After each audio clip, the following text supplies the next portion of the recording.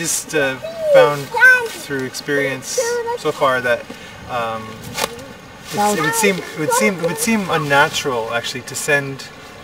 these children to school. I think it's a rather unnatural arrangement to send kids to school daily for that many hours throughout their whole lives. I think it's actually very perverse. If you ask me how a day is best spent, I think it's best spent in an open environment where, whether it be outdoors or indoors, but an environment where you're open to discover for yourself what you are interested in and what you want to do, and then by doing, you're learning, right? And you learn and you do all that sort of symbiotically and sort of naturally, rather than a forced curriculum. To be outdoors and to have time to think and to experiment and just, you know, poke around in the woods.